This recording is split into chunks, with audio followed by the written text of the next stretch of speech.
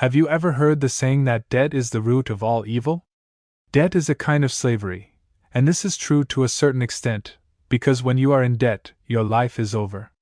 When you try to pay your debts, they do not wait for you and they grow from day to day, because no one lends money for free and there is always interest.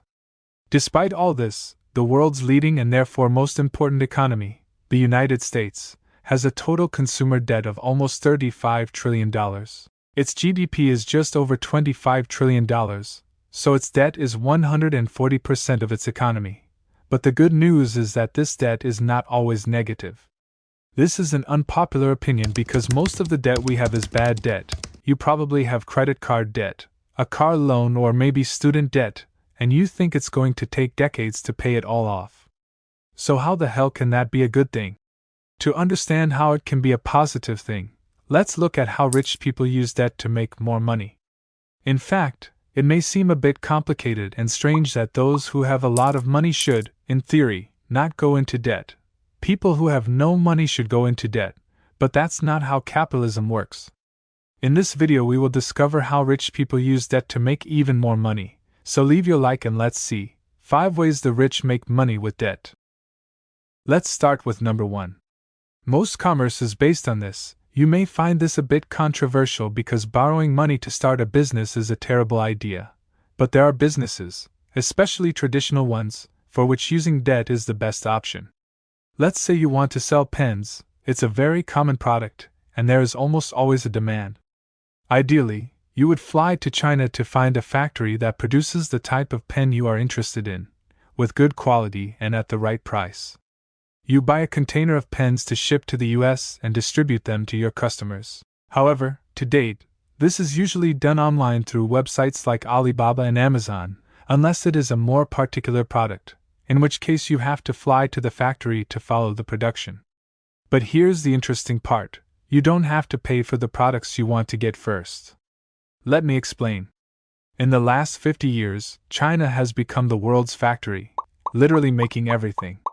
In the land of silk, thousands of factories work tirelessly to produce everything the world needs. To facilitate sales, most of these factories would be happy to sell you their products and allow you to pay them back later. Of course, this kind of loan is not given to strangers, so you will have to build up some kind of trust with them. This is the way business has been done for the last 50 years. Once the customer sells the product in the United States or elsewhere in the world, he can pay the Chinese factory.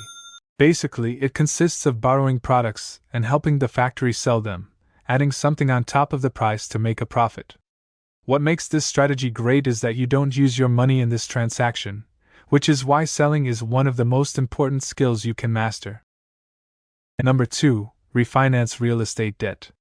This is the best type of debt because it is full of loopholes. If you don't have a mortgage, then you have to pay additional taxes. The rich always have more than one mortgage. They have mortgages so they can get as many deductions as possible. Remember that every dollar you should be paying in taxes and instead you save, is one more dollar you have earned, so this is one way the rich get richer. Let me give you a more practical explanation. This is basically how rich people get richer through property. Let's say you've saved $200,000. That's a lot of money for normal people, but if we're honest, it's little for the rich. You can't even buy a house with that. You couldn't get a mortgage of $800,000 because you need a 20% down payment. But here's the secret. Let's say you find a property that costs $500,000, but it's in bad condition and needs a lot of restructuring. Go to the bank and get a mortgage by making a 20% deposit. Let's say you are going to spend about 10% of the total cost of the house to renovate it, i.e. about $50,000. Go to the bank again, but this time to refinance the mortgage. When you got the property, its value was only $500,000 because it was in bad conditions and nobody wanted to live there. But since you remodeled it, there are people who want to rent it, so its market value is $700,000. Like the first time, you are going to get 80% mortgage, but 80% of $700,000 is $560,000. So $400,000 will go to the first bank that gave you the first mortgage, and we deduct another $50,000 that you earned on the renewal.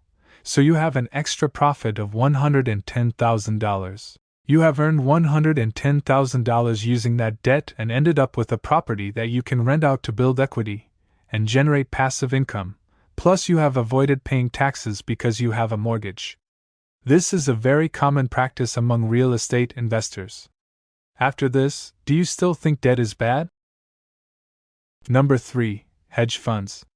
Hedge funds are created by the rich for the rich, and to enrich the richest people and generally use unpopular methods and strategies. Ordinary people like you and me try to predict which companies will grow and increase in value so that we can invest the money we work hard to earn. But hedge funds use the opposite strategy and try to make money when companies fall or fail, as in the case of GameStop. Although in this case the internet challenged the hedge funds and caused them to lose more than $13 billion. But how do hedge funds work? These funds make money on leverage. For example, if a stock like Facebook is expected to fall because it is known that Apple, which produces the world's most popular smartphone, will announce next week that it will not allow apps to track your online activity, as Facebook or Instagram do, this would hurt the business model of Mark Zuckerberg's app. At this point, you pick up your phone and borrow a Facebook stock that costs $100, for example, and immediately sell it on the market for that price. Congratulations, you now have $100 in your pocket, but you still owe a share. Suppose you were right, and the next week the stock price drops to $70, and you use that $100 to buy a stock at that price since the price has dropped. You can now return the Facebook stocks and collect the $30 difference. Basically, that's how trading works. It sounds simple in theory, but what if you're wrong? What if the price doubles overnight? You still have to return the Facebook stock to your broker and pay interest to borrow it.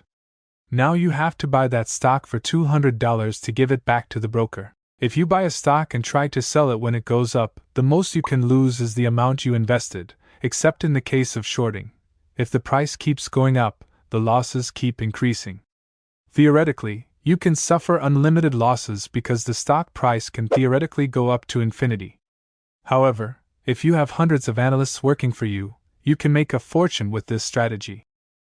Number 4. Forex, or the foreign exchange market. This is how Forex works, a market where currencies are traded and which allows international trade because it is the one that allows you to use the dollar in China, for example, if you need to buy Chinese yuan to pay your employees. Therefore, it is a market that any company or individual can enter and buy foreign currencies. These currencies fluctuate depending on several factors. For example, if the Federal Reserve raises interest rates, which limits the supply of dollars in the market, the dollar will strengthen against other currencies, or the reverse. So if you can predict which currencies will rise or fall, you can make a lot of money in this market. But what makes these markets so different from the rest? The answer is that for every dollar you use to trade Forex, you can borrow an additional $100. This means that if you trade thousands of dollars, you can hold a $100,000 position, so if you make a small profit of 1%, it will still be a huge value. Number 5. The credit note. It's a powerful tool. Every successful business or entrepreneur uses it in a variety of ways, especially if they have a proven business model. Borrowing money to finance orders is something almost every business practices, so stop thinking it's all negative. Of course, high-interest debt, such as credit card debt, is terrible, but to get a lower interest rate, you need to minimize the risks of borrowing money. How do you do that? By building a path to becoming a reliable borrower, because there are billions, if not trillions of dollars sitting in banks waiting for someone to borrow it. Subscribe and let us know in the comments if you want to know more about this topic.